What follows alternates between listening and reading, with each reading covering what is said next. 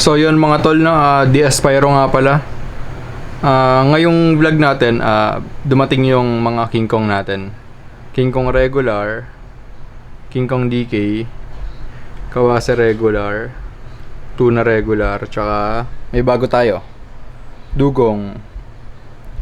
Yan, pakita ko sa inyo, isang peraso.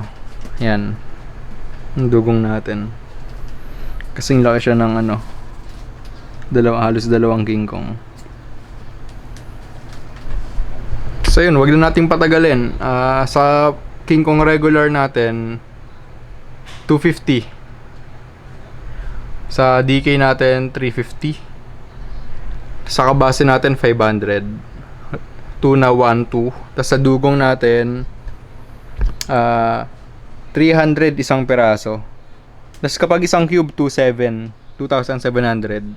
Yun. Bali nagpasobra na ako ng ng gawa since maraming naubusan nung first release natin. Ginawa ko sa King Kong 3 rim.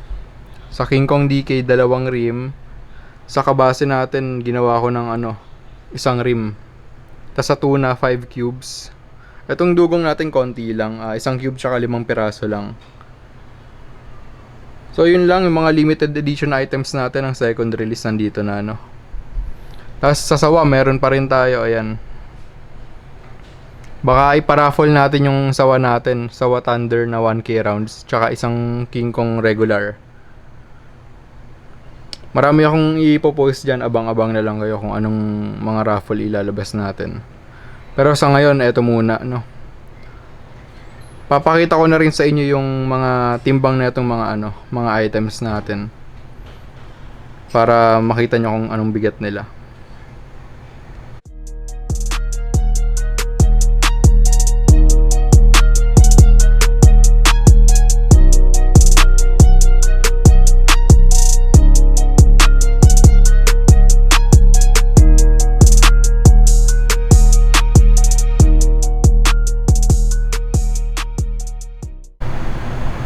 So yun mga tol, nakita nyo na. Tapos sa naman, ayun nga pala sa King Kong natin, kapag isang cube 'di ba, 250. Kapag isang rim, bibigay ko ng 2-3. Tas sa DK siguro wala tayong less kasi medyo mabigat-bigat to eh. Sa tuna ayun, ganun pa rin, 1-2. Hindi pala ganun pa rin. Nagtaas tayo ng 200 pesos. Para mas maraming karga to. Sa dugong ayon 300 per piece. Tapos isang cube 2.7. Ayun lang. Ayan, sa sawa natin 900 per 1k rounds. Sa 2k 1.8. 3k 2.7. Tapos sa sa 5k rounds, magkano ba yung 5k rounds ko? Parang yata yun, mga 4.7 yata. 4.3 yata, 4.3 or 4.7, parang ganun. Hindi ko sure eh. Pero i-flash ko rin doon sa may screen yung yung price na itong sawa natin. Pero yun muna. Montage muna natin tong natin, items natin.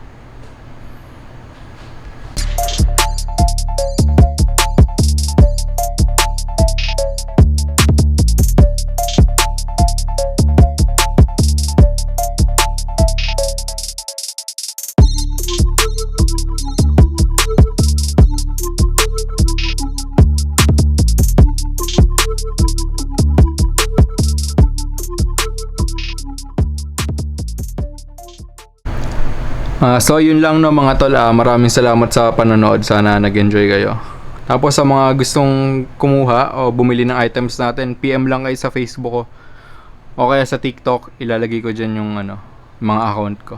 Pa-flash ko dyan sa my screen. So yun lang, salamat sa panonood. Next video, kita-kits next video.